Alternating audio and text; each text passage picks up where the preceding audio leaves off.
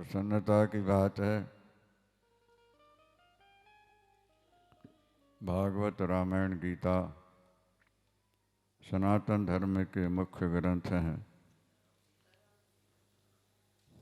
वेदों का ही ट्रांसलेशन,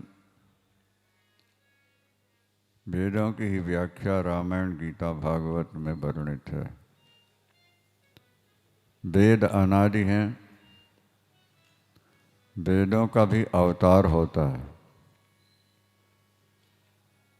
वेद वेद्य परमपिता परमात्मा अवतार लेते हैं, तो परमात्मा का जो ज्ञान है वो भी वेदों के रूप में अवतार लेते हैं।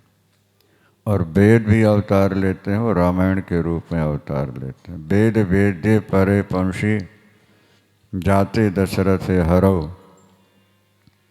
वेदा प्राचेत सादाशीत साक्षात रामायणात्मना। निर्गुण निराकार निर्विकल्प निरंजन परमात्मा महाराज दशरथ के यहाँ मनुष्य रूप में अवतरित होते हैं, तो वेद भगवान भी रामायण के रूप में प्रकट होते हैं। परमात्मा दशरथ के यहाँ प्रकट हुए हैं और वेद महर्षि वाल्मीकि के मुख से रामायण के रूप में प्रकट हुआ है। महर्षि वाल्मीकि ही कलयुग में तुलसीदास बन करके हिंदी में उन्होंने रामायण की रचना की है। कवि कहते हैं, कलि कुटिल उदाहरण हेतु वाल्मीकि तुलसी भयौ। कलयुग के जीवों का उद्धार करने के लिए महर्षि वाल्मीकि ही तुलसीदास जी के रूप में अवतरित हुए हैं। तुलसीदास जी 78 वर्ष की उम्र तक कुछ नहीं लिख सके। 78 वर्ष की उम्र, 78, एक दोहा एक चौपाई भी नहीं लिख पाए। और उसके बाद उनकी जो कविता रूपी सरिता चली है, 3 वर्ष में रामायण 12 ग्रंथों का निर्माण उनके द्वारा हो गया है। उसके बाद वो 126 वर्ष तक जिए हैं, लेकिन आगे कुछ नहीं लिख पाए।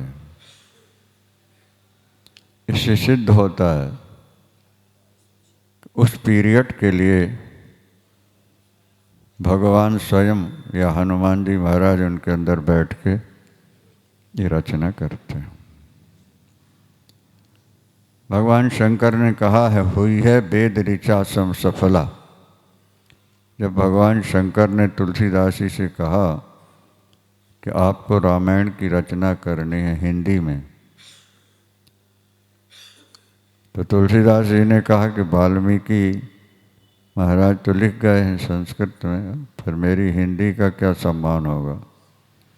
तो उन्होंने कहा, नहीं नहीं, अब हिंदी का युग आ रहा है और तुम्हारी रामायण साम वेद की तरह गाई जाएगी और जो सुनेंगे पढ़ेंगे अनायास भवसागर से पार होते रहेंगे। रामचंद्र भगवान की जय। मन कामना सिद्धि नर पावा, जो है कथा कपट तज गावा। कहाँ ही सुनहि अनुमोदन करें, भवसागर गोपद इव तरें।